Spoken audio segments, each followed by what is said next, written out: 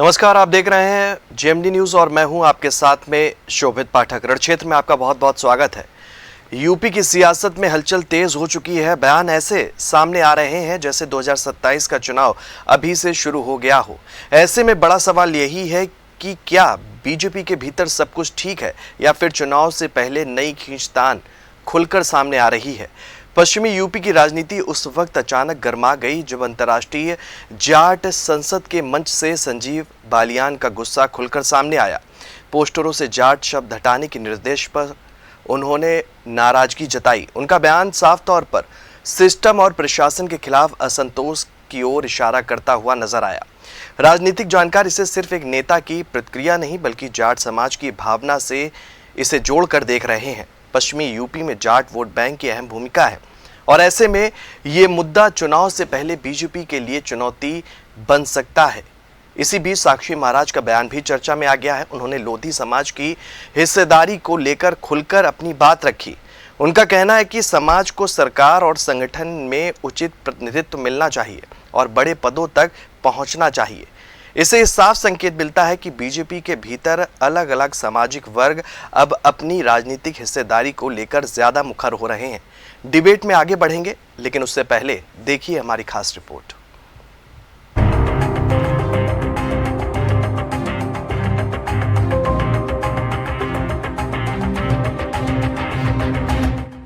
UP की सियासत में इन दिनों जो कुछ भी हो रहा है वो यूं ही तो नहीं है।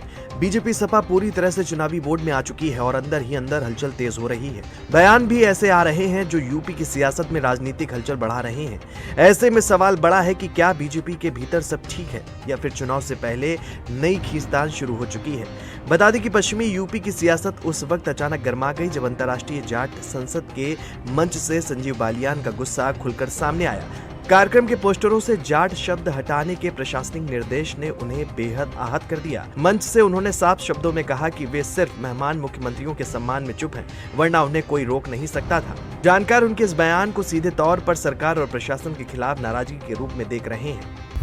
ये बयान सिर्फ एक नेता की भावनात्मक प्रतिक्रिया नहीं माना जा रहा है बल्कि इसे पश्चिमी यूपी के जाट समाज की नाराजगी से जोड़कर भी देखा जा रहा है। जाट समाज लंबे समय से यूपी की राजनीति में निर्णायक भूमिका निभाता आया है, खासकर पश्चिमी जिलों में।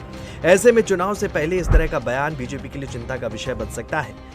इसी के साथ एक और बयान ने सियासी हलचल को तेज कर दिया है। साक्षी महाराज ने लोधी समाज की राजनीतिक हिस्सेदारी को लेकर खुलकर अपनी बात रखी। उन्होंने कहा कि अपने समाज को सरकार और संगठन में समुचित भागीदारी मिलनी चाहिए।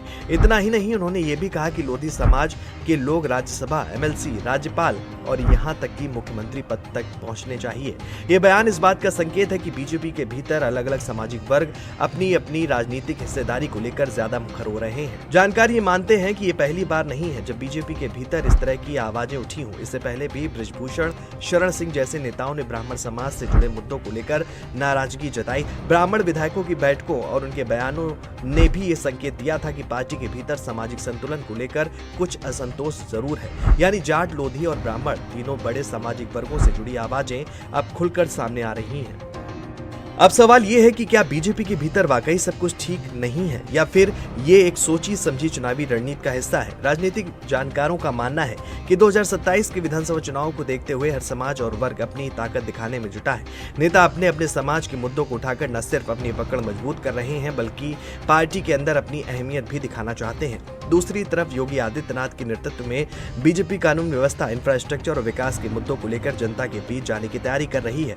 सरकार अपनी उपलब्धियों को गिनाने में लगी है, लेकिन पार्टी के अंदर से उठ रही ये आवाजें एक अलग ही सियासी तस्वीर पेश कर रही हैं। यही नहीं, विपक्ष भी इस मौके को भुनाने की तैयारी में है। अखिलेश यादव पहले ही पीडीए यानी कि पिछड़ा दलित अल्पसंख्यक फॉर्मूले के जरिए सामाजिक समीकरण साधने में जुटे हैं। ऐसे में बीजेपी के भीतर से उठ रही असंतोष की आवाजें समाजवादी पार्टी के लिए बड़ा राजनीतिक हथियार बन सकती हैं। जानकार कहते हैं कि अगर इन नाराजगियों को समय रहते संतुलित नहीं किया गया तो इसका असर चुनावी नतीजों पर भी पड़ सकता है, खासकर पश्चिमी यूपी जैसे इलाकों में जहां जातीय समीकरण बेहद महत्वपूर्ण भूमिका निभाते हैं। जाट समाज की नाराजगी, लोधी समाज की मांग और ब्राह्मण वर्ग की चिंताएं, ये सभी मिलकर एक नया सियासी समीकरण बना सकते हैं। हालांकि बीजेपी का दावा है कि पार्टी पूरी तरह एकजुट है और ये बयान लोकतांत्रिक प्रक्रिया का हिस्सा है। पार्टी नेतृत्व भी लगातार संतुलन बनाने की कोशिश कर रहा है ताकि सभी वर्गों को साथ लेकर चला जा सके। कुल मिलाकर 2027 के विधानसभा चुनाव से पहले यूपी की सियासत में हलचल तेज हो चुकी है। बीजेपी के भीतर से उठ रही ये आवाजें महज बयानबाजी हैं या किसी बड़े बदलाव का संकेत, ये आने वाला वक्त ही तय करेगा। लेकिन इतना साफ है कि चुनावी मैदान सज चुका है और अब हर बयान, हर रणनीति और हर समीकरण 2027 की दिशा तय करेगा।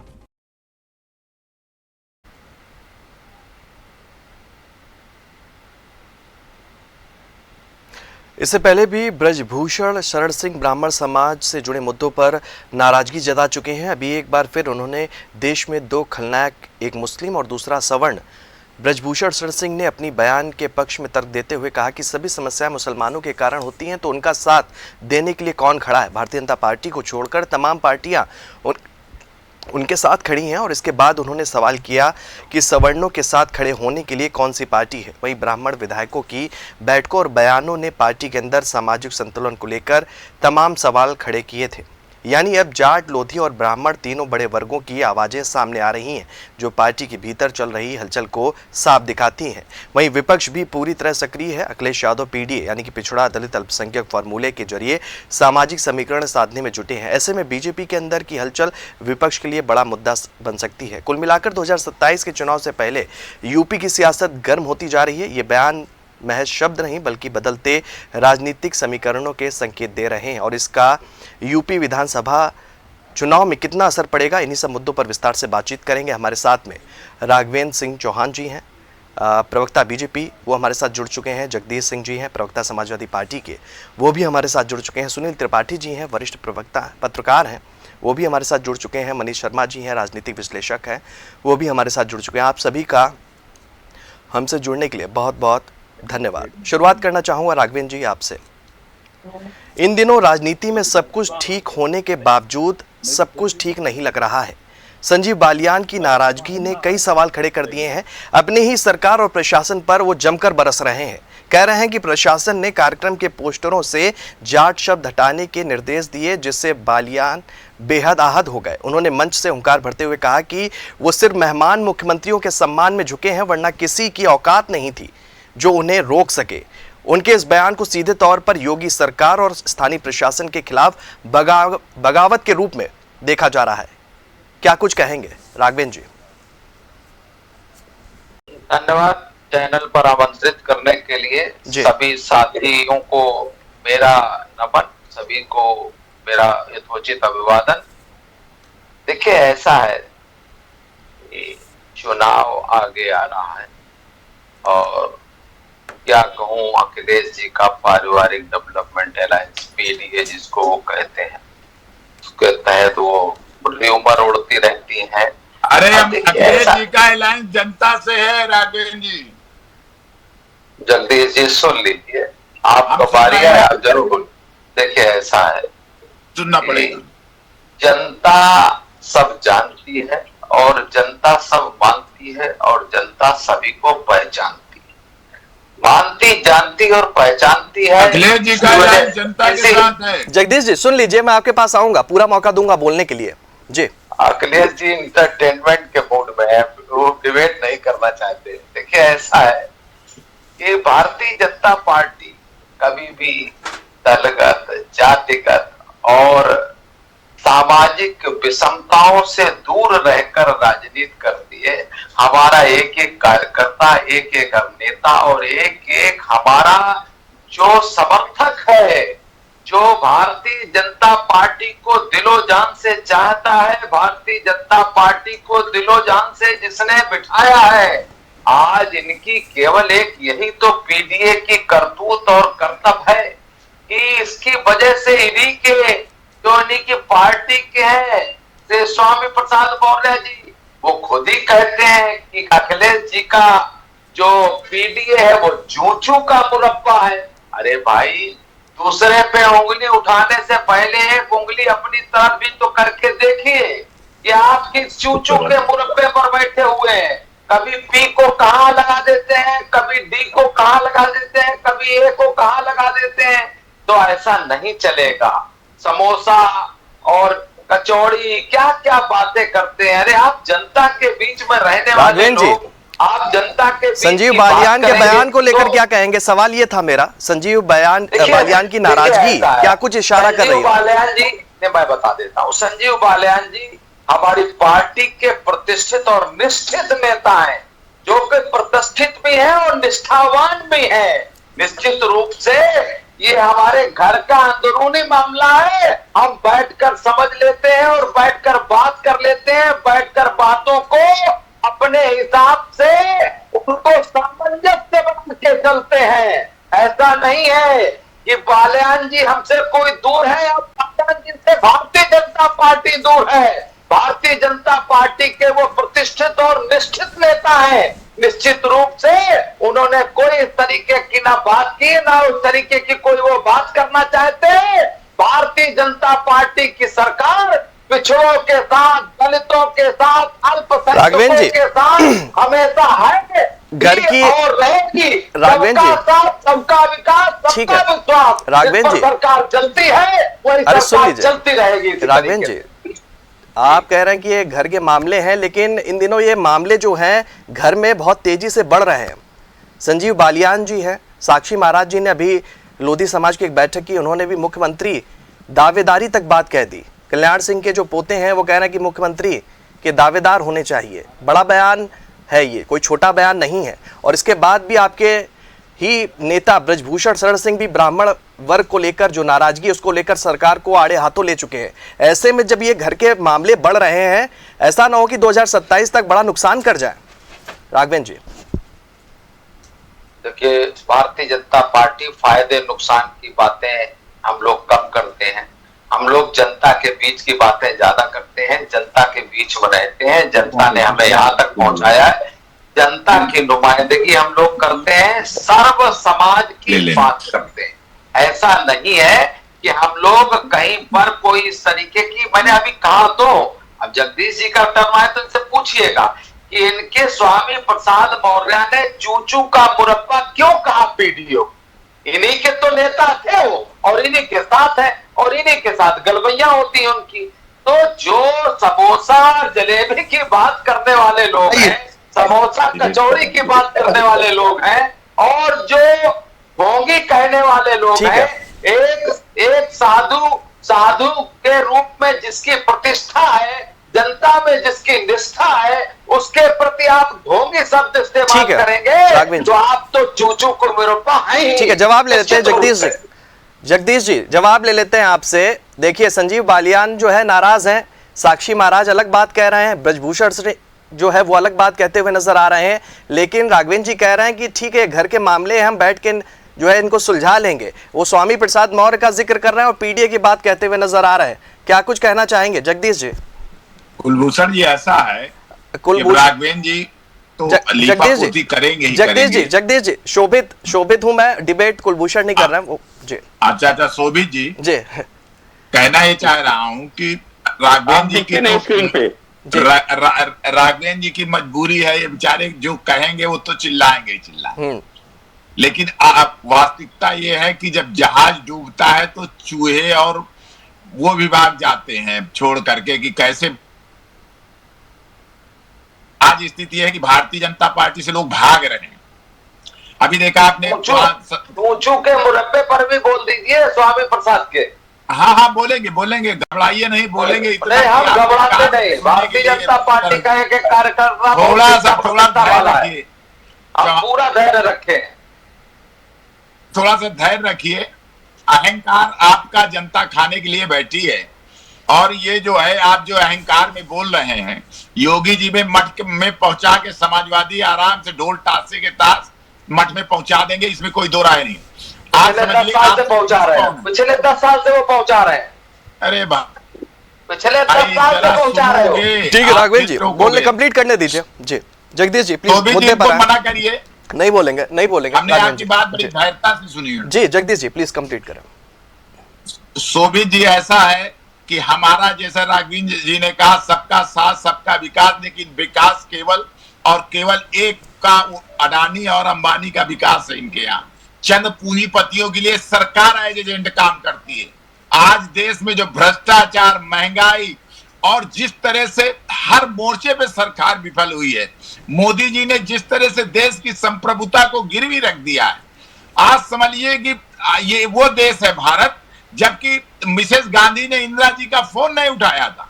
आज मोदी जी को ट्रंप जी नचा रहे हैं, जिस तरह से कह रहे हैं, इस तरह जब से F3 फाइल आई है, कहते हैं यहां से तेल खरीदिए तो वहां से खरीदेंगे, वहां से ना खरीदिए नहीं खरीदेंगे। आज देश में कुछ बचा, बच्चा गांव गांव गली गली केवल मोदी जी के सरेंडर पे बहस हो रही। शोभित जी, दूसरी बात ये भ्रष्टाचार इस कदर है कि जल जीवन मिशन के नाम पे इनके विधायक तक, सरकार के विधायक जो है आईना दिखा रहे हैं सरकार को।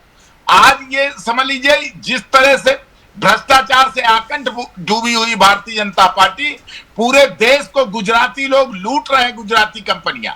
तो ये सब ये जनता जान रही है। आपके ऊपर भरोसा उठ चुका है राघवेंद्र जी, पूरा का पूरा जनता का भरोसा, विश्वास और मान सम्मान सब कुछ आप खो चुके हैं। आपको कहीं बचे नहीं है।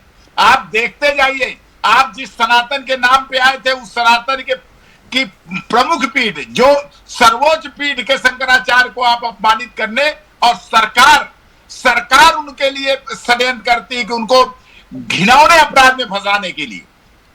तो ये क्या है? ठीक है, ये केवल अहंकार है सरकार का कि शंकराचार्य जैसी सनातन की सर्वोच्च पीठ पे बैठे पीठ को कलंकित करने का षड्यंत्र सरकार कर रही है। तो क्या कहे आपको, आपने जो है सारी हदें पार कर दी है। आपसे कोई खुश नहीं है।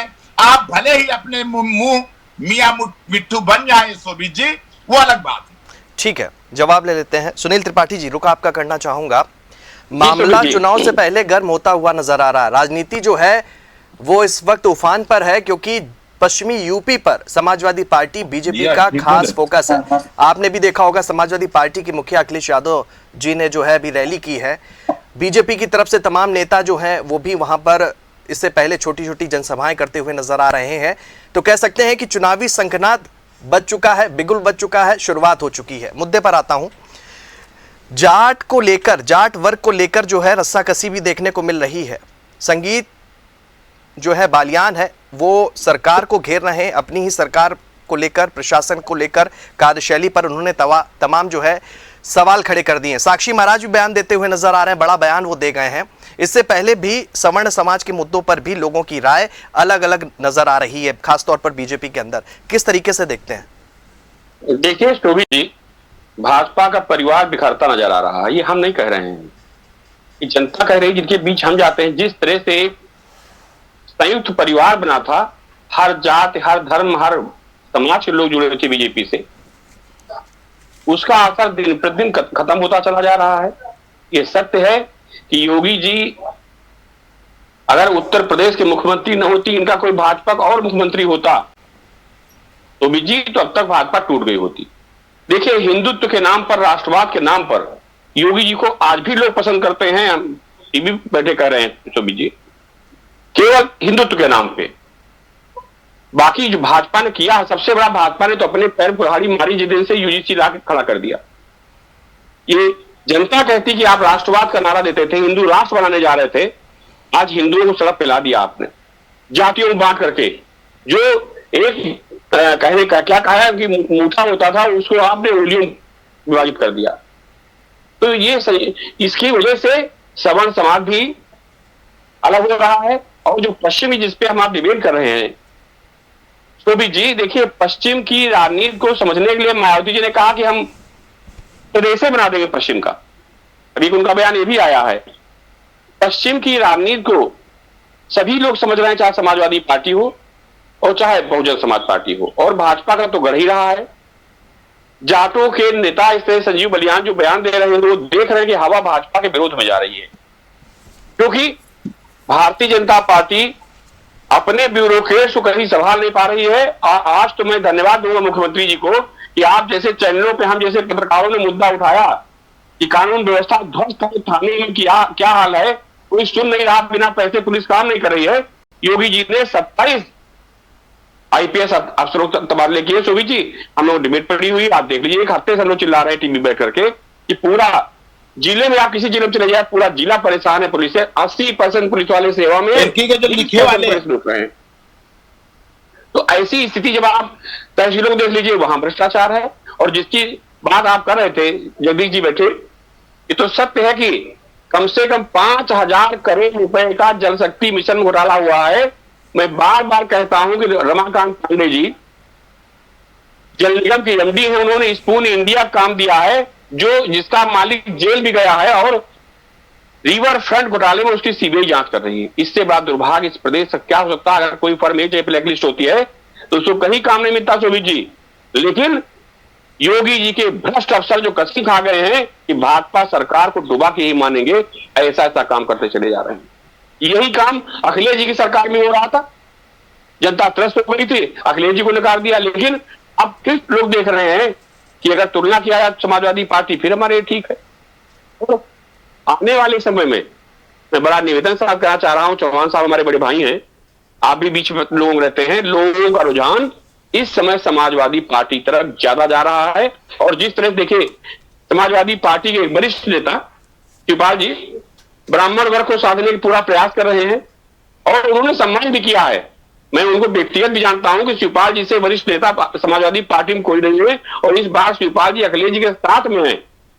इसका भी प्रभाव आने वाले चुनाव में दिखाई पड़ेगा। वो दिग्गज नेता है, उनकी एक लोकप्रियता है और सबसे बड़ी मैं उनकी खास बात कहना चाह रहा हूं, जब जी सामने बैठे हैं तो जल्दी नाराज नहीं होते हैं, चाहे विधानसभा सत्र हो चाहे प्रेस कॉन्फ्रेंस हो, पत्रकार ऐसे क्वेश्चन कर देते हैं, लेकिन शिवपाल जी हमेशा मुस्कुरा जवाब देते हैं, कभी नाराज नहीं होते लोगों से। ये उनकी एक लोकप्रियता है। इसलिए समाजवादी पार्टी धीरे धीरे सत्ता की तरफ बढ़ रही है, ये भाजपा के लिए खतरा है। मैं बड़ा निवेदन साथ कर रहा हूं। ठीक है, मनीष शर्मा जी भी हमारे साथ जुड़ चुके हैं, राजनीतिक विश्लेषक है। मनीष जी आपका भी हमसे जुड़ने के लिए बहुत बहुत जो है धन्यवाद। राजनीति पर बात हो रही है, बयानबाजी जोर पकड़ती हुई नजर आ रही है और सुबगाहट हो रही। क्या बगावत जो बीजेपी के तमाम नेता हैं, क्या उनका रुख बदला हुआ नजर आ रहा है? क्योंकि संजीव बालियान का बयान जो है वो इन दिनों तूल पकड़ता हुआ नजर आ रहा है। जाट जो पट्टिका थी उसमें जाट शब्द को हटा दिया गया, प्रशासन, वो कह रहे हैं कि प्रशासन के निर्देश के बाद हटाया गया। वो कह रहे हैं कि मुख्यमंत्रियों का सम्मान मैं कर रहा था, इस वजह से चुप रहा, नहीं तो बहुत कुछ हो जाता। इस तरह का बयानबाजी वो करी है, उन्होंने बयानबाजी की है। आपको क्या लगता है? इधर साक्षी महाराज भी कह रहे हैं बहुत कुछ, लोधी समाज की बैठक करते हैं, तमाम मुद्दों को उठा देते हैं। इससे पहले सवर्णों का मुद्दा, उसके बाद भी तमाम मुद्दे जो है बीजेपी में जो तमाम नेता है वो उन मुद्दों को लेकर असंतोष सरकार के खिलाफ ही जाहिर कर चुके हैं। क्या कुछ तस्वीरें बनती हुई नजर आ रही हैं मनीष जी? नहीं, देखिए कुल मिला के मामला क्या है ना कि वो पूरा मामला ये है कि राजनीति तो सामाजिक न्याय की तरफ शिफ्ट हो गई है और उसमें लेकिन एक दिक्कत है कि अगर अपने नेता भी उस पर बात करेंगे तो उससे एक मैसेज क्या जा रहा है। बलियान साहब कर रहे हैं, अगर मान लीजिए वो लोधी समाज की बात कर रहे हैं, साक्षी महाराज जो है, तो इसका मतलब क्या है? इसका मतलब है कि ये राजनीति सेंटर में आ गई है। बीजेपी ने चाहती है कि ये उस मुद्दे पे चुनाव हो। अगर उस मुद्दे पे चुनाव होगा तो 24 को 27 भी दोहरा देगा। इसीलिए उन्होंने एक सचेत ढंग से हाईकोर्ट के निर्णय का एक गलत इस्तेमाल करते हुए जो सामाजिक न्याय की जो फोर्सेज है उनको कार्यक्रम करने से रोका जगह जगह। देखिए, जाति का सवाल जो है दो तरह से है। ताकतवर जातियां अगर जाति की राजनीति करती हैं वो एक दूसरा मामला है, लेकिन समाज में जो पिछड़ गई जातियां हैं, दलित है, पिछड़ा है, आदिवासी है, माइनॉरिटी है, वो अगर उनके अंदर एक लोकतांत्रिक आकांक्षा है, सत्ता में, व्यवस्था में, रोजगार में, धंधे में, वो अपनी जगह चाहती हैं, तो उनकी गोलबंदी तो संविधान के अनुरूप है। लेकिन योगी सरकार जो है इसको लेकर के वो है कि वो जो है आमतौर पे और ये जो अपर कास्ट की गोलबंदी है वो अभी के दौर में वो जरूर एक बात है कि वो अभी क्यों कर रहे हैं। अभी वो तो सत्ता में, व्यवस्था में, सारा जगह पे जगह उन्हीं का भरा हुआ है। यूनिवर्सिटियों में जाइए, प्रोफेसर जाइए, कुलपति जाइए, आप जो है सरकारी विभागों में जाइए, तमाम जो मीडिया के अंदर जो इस तरह के संपादक है वहां जाइए, आप जो है सुप्रीम कोर्ट, हाई कोर्ट में जाइए, हर जगह तो भरे हुए हैं।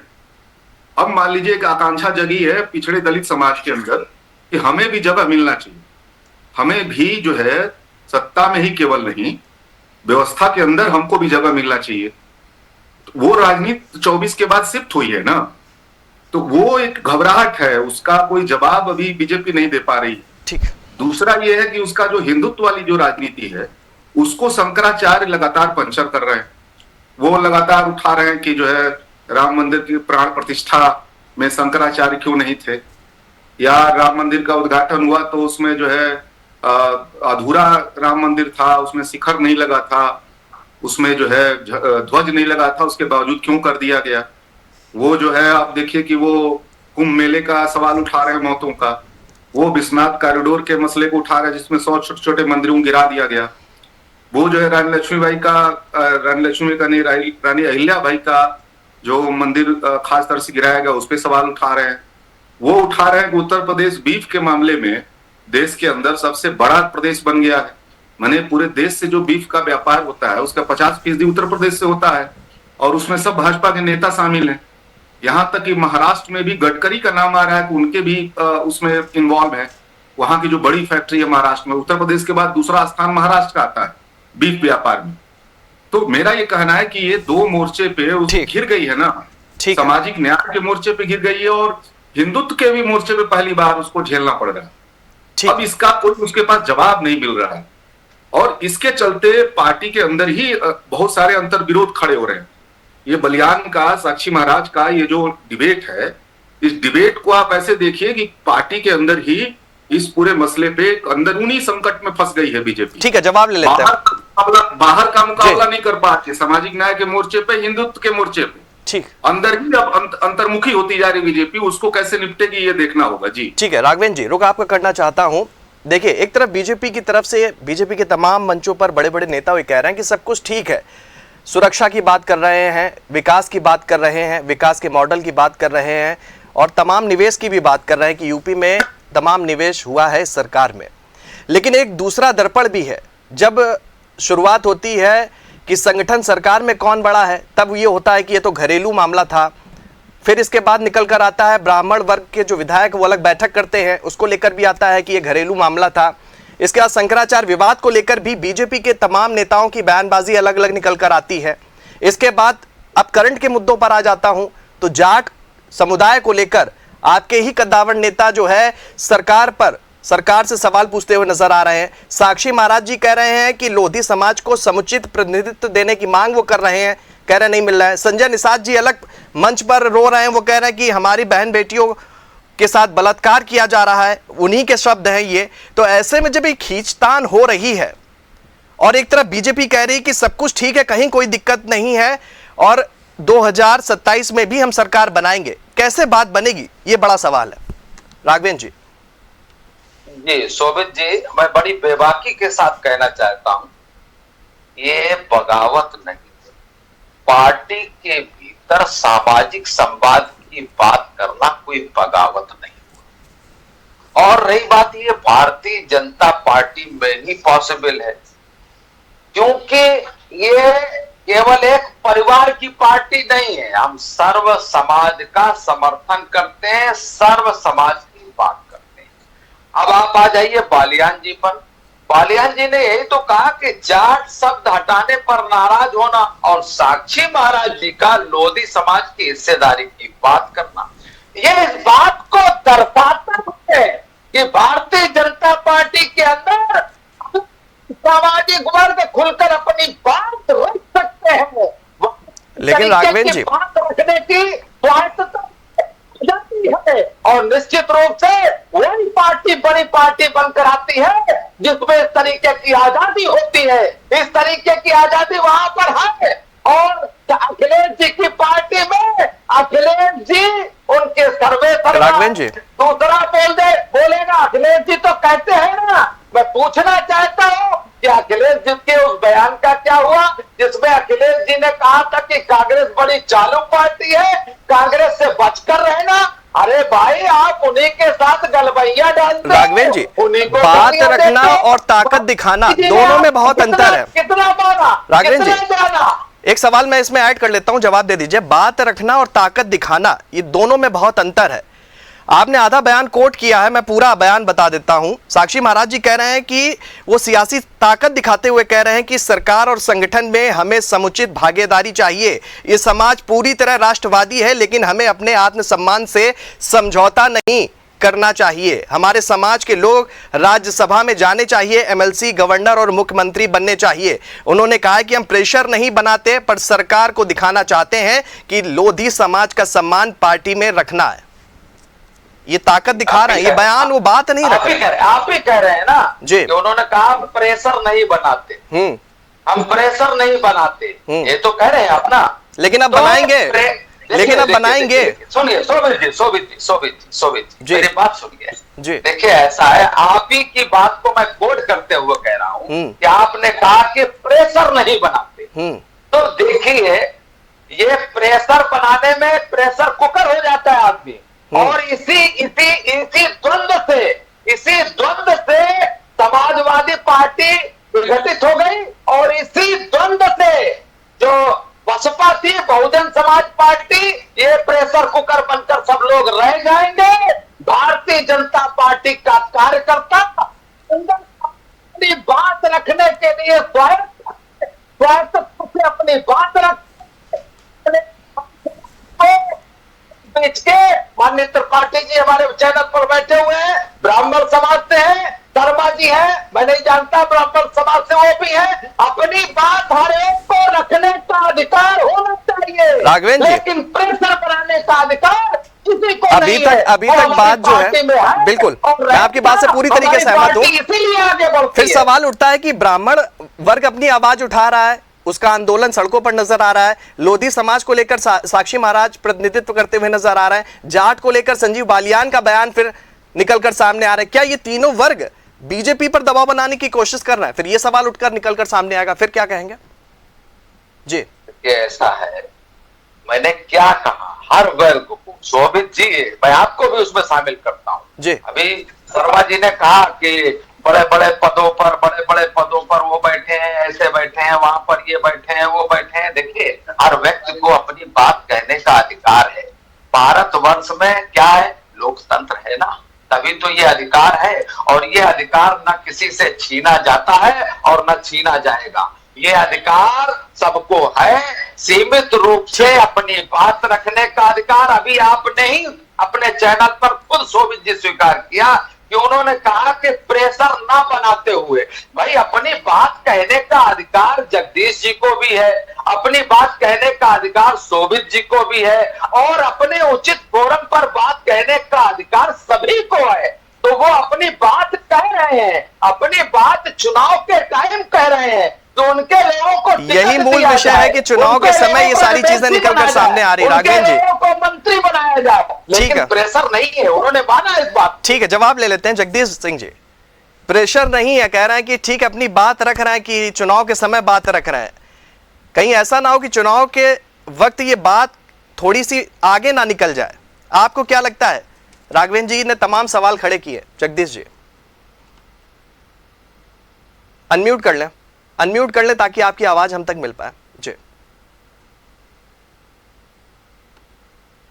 शोभित जी आप, हाँ शोभित जी आवाज आ रही है? जी आ रही है, प्लीज कंप्लीट करें।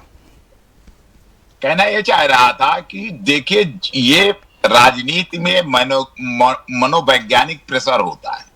जब दल कमजोर होता है तो सब लोग उसके ऊपर प्रेसाइज करते हैं, और जब दल मजबूत होता है तो किसी की हिम्मत नहीं पड़ती अपने नेता या किसी नेता के खिलाफ या नेतृत्व के खिलाफ। राघवेंद्र जी तो कह रहे हैं कि सब कुछ ठीक है। जगदीश जी राघवेंद्र जी कह रहे हैं कहीं कोई बात नहीं है, किसी को हिम्मत नहीं पड़ती है। अरे चूचू का मुरब्बा, राघवेंद्र सुन लेते हैं। जगदीश जी काफी देर से इंतजार कर रहे हैं।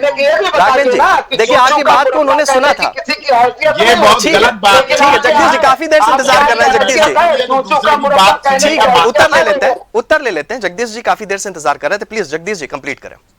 शोभित जी, ये जो है भारतीय जनता पार्टी की कमजोरी को दर्शाता है कि आज ये कह के दिखा दें कि समाजवादी पार्टी जो मुख्य विपक्षी दल है और सरकार में आने जा रही है। मैं दावे के साथ कह, डंके की चोट पे कह रहा हूं। आज बता दीजिए, एक भी नेता या कार्यकर्ता किसी की हिम्मत है कि नेतृत्व और नेतृत्व के विचारधारा के खिलाफ कुछ बोले? आज कमजोर देख करके भारतीय जनता पार्टी को सब नोचने में लगे हुए हैं और सब जो है भागना चाहते हैं, सब भागना अपना ठौर और ठिकाना ढूंढ रहे हैं। शोभित जी, उसी का परिणाम है, चाहे बलियान जी हो, चाहे साक्षी महाराज हो, जो भी लोग अपना टिप्पणी कर रहे हैं वो भारतीय जनता पार्टी की कमजोरी को दर्शाता है। और भारतीय जनता पार्टी का नेतृत्व ये जान गया है कि उत्तर प्रदेश की जनता का अलायंस, जो मैंने आपसे पहले कहा था कि समाजवादी पार्टी के साथ जनता का अलायंस हुआ है, दलितों का अलायंस हुआ, पिछड़ों का अलायंस हुआ है और अल्पसंख्यकों, आधी आबादी का और अगड़े लोगों का जो दुखी, पीड़ित और अपमानित है इस प्रदेश में, उनका अलायंस आदरणीय अखिलेश यादव जी के साथ हुआ है। अखिलेश यादव जी का अलायंस आज उन लोगों के साथ हुआ है जिनको भारतीय जनता पार्टी ने प्रताड़ित किया है, जिनके घर गिरवाए हैं, जो भ्रष्टाचार से जिनका सब कुछ छीन लिया है। आज इस सरकार, इनको वोट मांगने का कोई नैतिक अधिकार नहीं है। लेकिन वो तो फिर जिस तरह से किसानों बीजेपी की तरफ से कहा जाता है, वो कहते हैं कि 2012 से 2017 का कार्यकाल देखिए, क्या तस्वीरें थी, फिर आप उन्हीं मुद्दों को लेकर कैसे फिर लोगों के बीच जा सकते हैं? बीजेपी की तरफ से कहा जाता है जी, अगर हम में से कोई गलती हुई थी तभी भारतीय जनता पार्टी आई है। अब कोई स्थायी नहीं होता है, अब गलती जब भारतीय जनता पार्टी से होगी तभी तो हम आएंगे। और भारतीय जनता पार्टी की कमियां ये है शोभित जी कि आज किसान बेहाल है। किसान का जो है, इन्होंने कहा आय दुगनी करेंगे, लेकिन इन एमएसपी की गारंटी देंगे जो प्रधानमंत्री ने वादा किया था देश के किसानों के साथ, आज तक वो वादा पूरा नहीं हुआ। किसान बेहाल है, उसके गेहूं का दाम 100 रुपया बढ़ा, जबकि बाजार मूल्य में 3000 रुपए कुंटल गेहूं बिक रहा है। तो अब मैं कह रहा हूं किसान की आय दुगना करना है तो 5000 रुपए कुंटल में गेहूं खरीदिए आप। किसान को खाद मिल नहीं रही है, धान उसका बिका है 1500 रुपए में। गेहूं की स्थिति यह है कि कुल मिला के किसान परेशान, नौजवान को रोजगार नहीं, अस्पताल में दवाएं नहीं, सड़कों पे गड्ढे के ऊपर गड्ढे पड़े हुए हैं, सरकार केवल लूट में पड़ी हुई है। आज जल जीवन मिशन में 2 लाख करोड़ का घोटाला है और सरकार इसमें लगी हुई है किस तरह विपक्षी दलों को, किस तरह अपने विरोध में जो बोले उसके ऊपर ईडी, सीबीआई, पुलिस लगा करके उसको अपमानित करे, उसको किसी मामले में फंसाए। सरकार इसमें व्यस्त है, जन कल्याण का कोई भी काम करने के लिए सरकार ठीक है, बिल्कुल। योगी जी और मोदी जी अपने अहंकार में डूबे हुए हैं। जवाब ले लेते हैं। हो गया है कि जिस सनातन के नाम पे सरकार पे आए थे, देखिए भाई राघवेंद्र सिंह जी जो है वही सनातनी चोला ओढ़े हुए हैं, लेकिन सनातन के खिलाफ काम कर रहे हैं। तो ये स्थिति है कि शंकराचार्य जैसी पीठ ठीक है। जगदीश जी, समय का मैं थोड़ा सा सुनील त्रिपाठी जी का रुख कर लेंगे। तमाम सवाल आपने उठाए। सुनील त्रिपाठी जी, थोड़ा आपसे भी समझना चाहता हूं। सवाल मेरा वही है कि जाट वर्ग, लोधी समुदाय, ब्राह्मण समुदाय, तीनों वर्गों से अब आवाजें उठ रही हैं। राघवेंद्र जी का कहना है कि ठीक है, जायज है, हमारी पार्टी में सबको बोलने का अधिकार है और उसी के तहत ये होता हुआ नजर आ रहा है। लेकिन सवाल क्या उठता है कि सवाल ये है कि क्या पार्टी के अंदर सब कुछ ठीक चल रहा है? संजीव बालियान की नाराजगी क्या सिर्फ एक बयान है या जाट वोट बैंक में असंतोष का संकेत है? क्या मानते हैं आप? तो भी जी 2-3 सवाल हमारे प्रवक्ताओं को उठे, हमारे शर्मा जी को जी। अगड़ों से बड़ी नफरत आती है। मेरे साथ हर चैनल में ये पीड़ा है कि बड़े बड़े पदों पे सब अगड़े लोग बैठे हुए हैं। अरे 70 साल 75 साल से आपको आरक्षण अगड़ों ने दे रखा है, अगड़े कौन आरक्षण मांगते हैं यहाँ से, फिर भी आप वहां तक नहीं पहुंच पा रहे हो, लगाते हो। शिक्षा क्षेत्र में आप नहीं बढ़ते, क्या करें? लेकिन शर्मा जी ये पीड़ा है, मेरे भाई मैं निवेदन करता हूँ आप सरकार आ जाए तो अगड़ों को एकदम समुद्र में फेंक दीजिएगा, इस देश से निकाल दीजिए, अगड़े कहाँ जाएंगे? त्रिपाठी जी ने दुखती नस पे हाथ रख दिया। हाँ, तभी तो उन्होंने जवाब दिया। तभी जवाब दिया उन्होंने। ये पीड़ा है। हाँ, शोभित जी, अगले हर जगह बैठे हुए हैं। अरे आप सोचो कि हमारे लिए देश में क्या मिला, हमने बलिदान जो दिया इस देश के लिए, उसके एवरेज में क्या मिला है हमको? और जिस ब्राह्मण समाज की आप बात करते हैं, ब्राह्मण समाज अपने लिए कभी काम करता है बता दिए, अपनी जात के लिए काम करता बता दिए। शोभित जी, मैं दावे साथ कर रहा हूं आपके निश्चय में बैठा हुआ कि ब्राह्मण साथ कभी खड़े नहीं होता है। इसलिए वो न्याय अत्याचार दोनों देखता है, अन्याय के साथ अभी ब्राह्मण नहीं खड़ा होता। इसलिए कि अगर जातिवाद वापस हो गए तो न्याय अन्याय क्लियर करा के रहेंगे, शर्मा जी का टाइटल क्लियर करा के रहेंगे लगता है। शर्मा जी मेरे भाई बहुत दुखी हैं। अरे मैं अगर मुख्यमंत्री प्रधानमंत्री होता क्या शर्मा जी को जो पद मांगे मैं दे दूं इनको, लेकिन क्या करूं, अंदर को आके दिया नहीं भगवान ने। ये पीड़ा समझता हूँ, बहुत दुखी है शर्मा जी हमारे। हर चैनल पे बात करते हैं, जहाँ देखो अगले बैठे हैं। ये सोचो कि हमारे बच्चे के साथ संघर्ष करके अंतरिक्ष तक पहुंच रहे हैं, आप पहुंचाइए। कोई मना किया है? मना करे तो मैं भी चाहता हूँ कि सेना अध्यक्ष आप बना दीजिए अपना, क्या वहां 24 साल विधि की जरूरत है, मैं भी चाहता हूँ बताइए ना।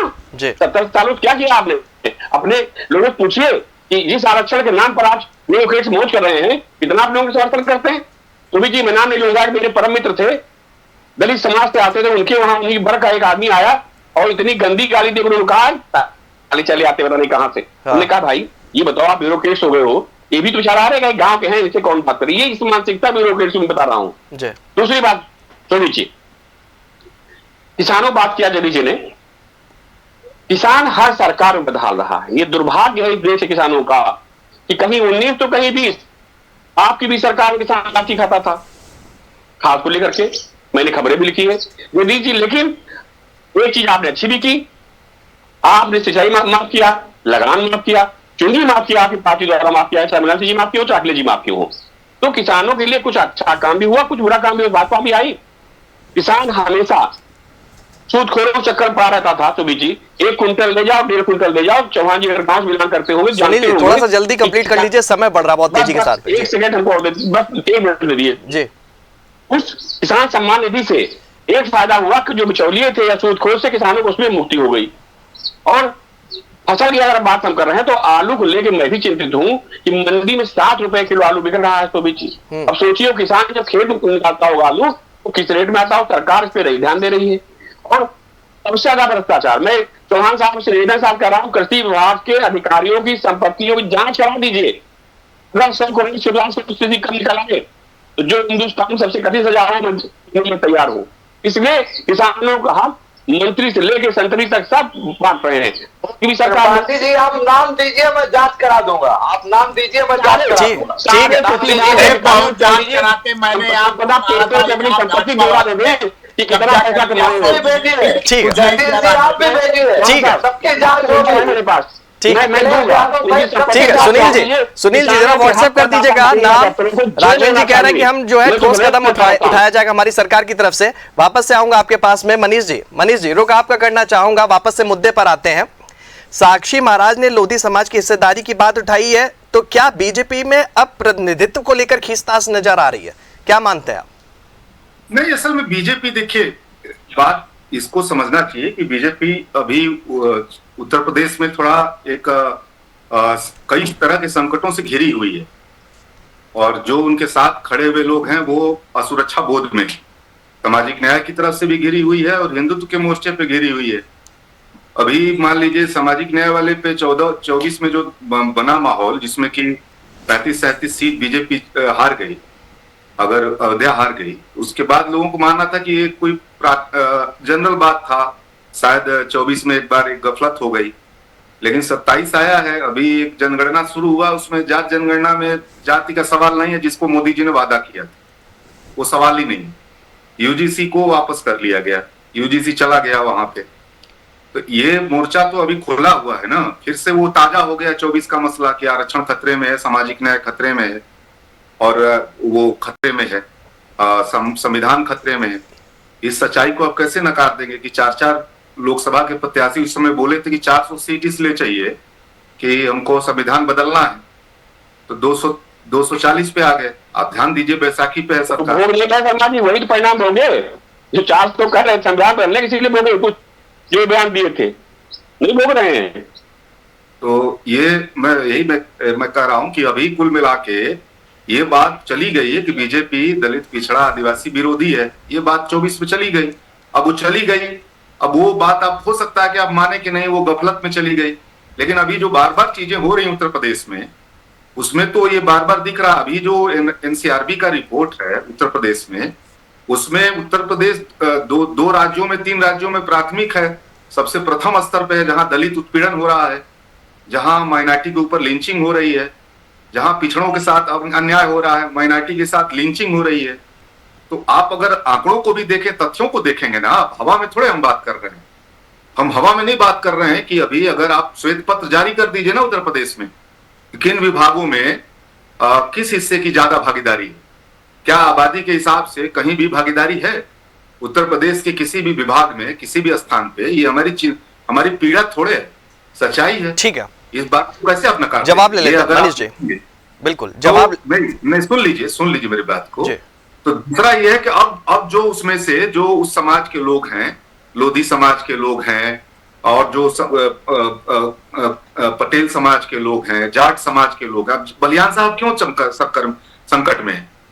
उनको बीजेपी को लग रहा है कि वहां वो जो क्या नाम है उनका, वो अजीत सिंह के जो बेटे थे, क्या है उनका नाम, वो जो बीजेपी के साथ गठबंधन में आरएलडी से हैं, जयंत चौधरी, आरएलडी वाले था जी, जयंत चौधरी। बीजेपी को लग रहा है कि बीजेपी ज्यादा महत्व दे रही है जयंत चौधरी को, तो और जो बीजेपी के अंदर के जो जाट नेता हैं वो परेशान है इसको लेकर के, कि कुल मिला के लगता है कि जाओ तुम, हमको अब तो मेरे साथ जयंत चौधरी आ गए हैं।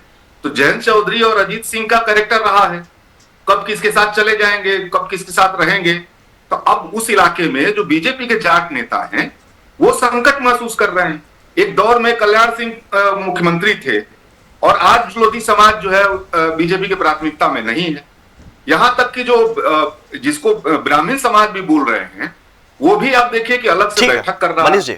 तो मेरा ही कहना है कि इसका मतलब क्या है? इसका मतलब शोभित जी ये है कि उत्तर प्रदेश में अभी भी जो 24 वाला जो मामला था वो अभी बना हुआ है।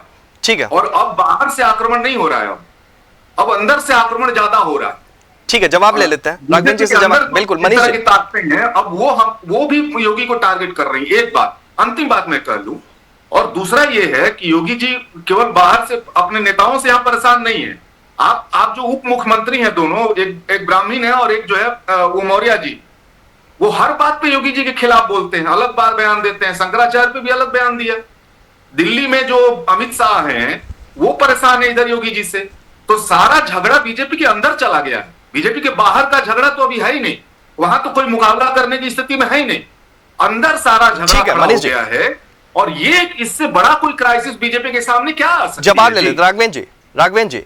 सवाल में इसमें एक और ऐड कर देता हूं, कम शब्दों में उत्तर दीजिएगा, समय थोड़ा सा कम बचा है, सभी के पास जाना चाहूंगा। 2017 में भी तस्वीरें नजर आई थी, 300 से ज्यादा 312 सीटें आपने जीती। 2022 में सीटें कम हो गई। 2027 का चुनाव जो है करीब आ गया। लोकसभा चुनाव में 80 में से 80 सीटें जीतने का दावा किया था, 33 पर आ जाते हैं, 37 समाजवादी पार्टी जीत ले जाती है। और ऐसे में ये आंतरिक कलह, आपको नहीं लगता है कि अगर नहीं थमी तो नुकसान हो जाएगा? ऐसे में ग्राउंड में तमाम मुद्दे हैं जी।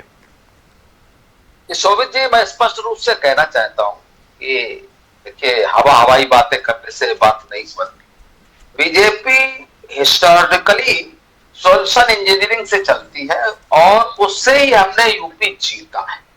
इसलिए कास्ट इकोनॉमिक्स की बीजेपी के लिए नया संकट नहीं है, बल्कि उसकी राजनीति का परिचित ट्रेन है। देखिए, निश्चित रूप से हर व्यक्ति को, मैं फिर कह रहा हूं, अपनी बात कहने का अधिकार पार्टी में होना चाहिए। वो भारतीय जनता पार्टी में है। और पश्चिमी यूपी में बीजेपी के पास केवल जाति नहीं, गवर्नेंस है, नेशनलिज्म है, डेवलपमेंट है, ट्रिपल प्लान है। विपक्ष सिर्फ जातीय असंतोष पर टिकेगा, लेकिन बीजेपी कह सकती है कि हमारे पास सड़क, राजमार्ग, एयरपोर्ट, लॉ एंड ऑर्डर और निवेश, रोजगार, केंद्र राज्य की ड्यूरेबल योजनाएं और डिलीवरी उनकी हमने जो की है उस पर हम कायम है। अभी मनीष जी ने बहुत अच्छी बात है कि हमारे चक्कर में तो कोई है ही नहीं बाहर। ये तो काट की हानि 2024 में जो चढ़ी थी वो बार बार नहीं चढ़े। निश्चित रूप से उनका कहना ठीक है शर्मा जी का, कि चक्कर में तो कोई नहीं है, लेकिन आपने मनीष जी के बात का अलग मायना निकाल लिया। राघवेंद्र जी, हमारे अंदर की व्यवस्था से आप परेशान मत हो, हम अपने अंदर की व्यवस्था संभालते हैं, हमारा पारिवारिक गुणवत्ता जो कि सर्व जाति से भरा हुआ उसको हम संभाल कर ठीक है, जवाब ले लेते हैं जगदीश जी। लेकर चले हो चलेंगे, चाहे जाट हो, चाहे गुर्जर हो, चाहे वो लोक समाज का व्यक्ति हो, चाहे वो क्षत्रिय हो, चाहे वो ब्राह्मण हो, सबके बीच में हम रहते हैं, सबकी बात करते हैं, सबका साथ, सबका विश्वास और सबका साथ। ठीक है जगदीश जी, आपके पास आना चाहूंगा। पश्चिमी यूपी की बात कर रहे हैं, राघवेंद्र जी कह रहे हैं कि हमारे पास विकास के तमाम ऐसे एग्जाम्पल हैं जिनको वो गिना रहे हैं, कह रहे हैं कि ठीक है जनता खुश है, जाट समुदाय खुश है और कहीं कुछ नहीं गलने वाला। ऐसे में पीडीए की बात कैसे बनेगी जगदीश जी? आप प्रत्यक्षम किम प्रमाणम, आप समझ लीजिए शोभित जी कि अभी अभी प्रधानमंत्री ने रैली की भारतीय जनता पार्टी, और उनसे 10 गुना ज्यादा भीड़ आदरणीय अखिलेश यादव जी के नेतृत्व में जो रैली हुई दूसरे दिन, और स्वतः स्फूर्त लोग वहां पहुंचे, और ये जो है पूरी ताकत लगा के गए थे कि अखिलेश जी से ज्यादा भीड़ हम कर ले, लेकिन इनसे 10 गुना ज्यादा भीड़ वहां राष्ट्रीय अध्यक्ष जी के साथ थी। तो इनका कहीं कोई बस चलने वाला नहीं है।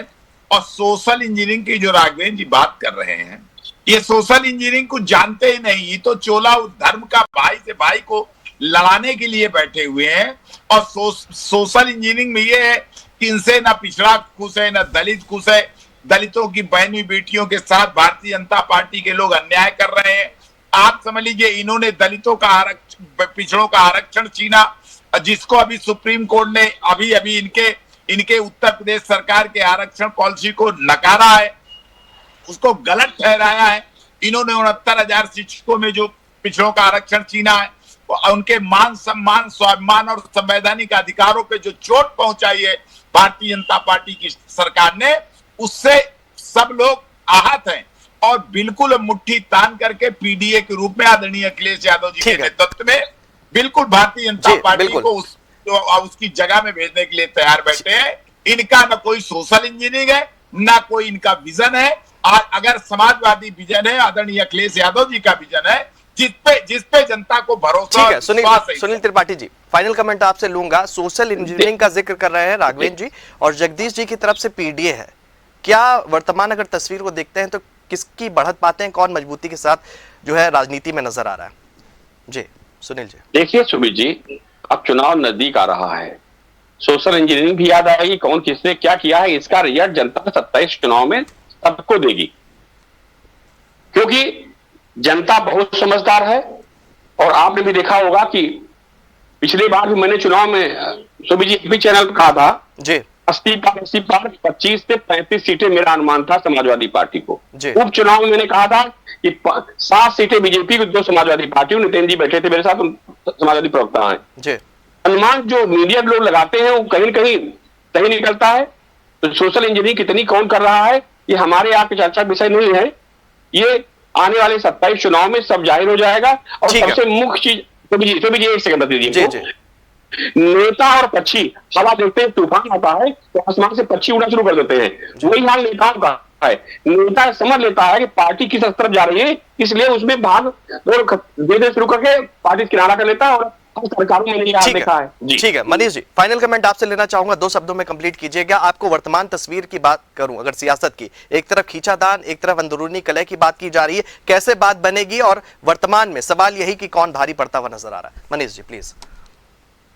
नहीं, अभी देखिए मैं चुनाव पे तो नहीं अभी बात करूंगा, लेकिन अभी तो ये दिख रहा है कि बीजेपी अंदरूनी संकट से जूझ रही है। दिल्ली और लखनऊ के बीच में सामाजिक न्याय वाले एंगल से जूझ रही है, और शंकराचार्य के माध्यम से हिंदुत्व वाले मोर्चे पे जूझ रही है। यानी कि बीजेपी चौतरफा घिरी हुई है। और उधर राष्ट्रवाद वाला जो सवाल है, पश्चिम एशिया में जो संकट आया है जी, उस संकट को भी अब उत्तर प्रदेश को झेलना पड़ रहा है। मैंने पूरा दिल्ली, लखनऊ और बेंगलोर से मजदूर उत्तर प्रदेश में लौट रहे हैं, जहां मनरेगा को मांग आधारित था, सरकार आधारित कर दिया गया। तो एक नई क्राइसिस ये भी हो गई है। तीसरा, मैं आपसे अंतिम बात करना चाहता हूं कि बीजेपी तीन जो बहुत महत्वपूर्ण पहलू थे, उसका हिंदुत्व था वो 24 में डैमेज हुआ, उसका मोदी ब्रांड था जो अब ब्रांड नहीं रहा, और उसका जो राष्ट्रवाद था उसे ट्रंप ने ध्वस्त कर दिया है। तो ये एक जो उसका ऊपर वाला जो ढक्कन था जिसमें तमाम कमियों को ढक लेता था, वो भी संकट में है। और उत्तर प्रदेश की राजनीति में भी वो सामाजिक न्याय के एंगल से, हिंदुत्व के एंगल से अंदरूनी संकट से जूझ रही है। तो मेरे लिए तो ये समझ में आ रहा है कि बीजेपी इससे कैसे उभरेगी। 10 महीने का समय है, मुझको नहीं लगता है कि उभर पाएगी बीजेपी। उसका संकट बहुत गहराता जा रहा है। जी ठीक है। आप सभी का हमसे जुड़ने के लिए बहुत बहुत धन्यवाद। बहुत धन्यवाद। राघवेंद्र सिंह जी धन्यवाद। आपका जुड़ने के लिए धन्यवाद। जगदीश सिंह जी आपका धन्यवाद। सुनील त्रिपाठी जी बहुत आपका बहुत धन्यवाद। धन्यवाद। मनीष शर्मा जी आपका भी हमसे जुड़ने के लिए बहुत बहुत धन्यवाद। तो कह सकते हैं कि यूपी की सियासत में हलचल तेज हो चुकी है। बयान ऐसे आ रहे हैं जैसे 2027 का चुनाव अभी से शुरू हो गया है। ऐसे में बड़ा सवाल यही है, क्या बीजेपी के भीतर सब कुछ ठीक ठाक है या फिर चुनाव से पहले नई खींचतान खुलकर सामने आ रही है। फिलहाल क्या तस्वीर बनेगी 2027 की विधानसभा चुनाव तक, ये समय बताएगा। मुझे दीजिए इजाजत। नमस्कार।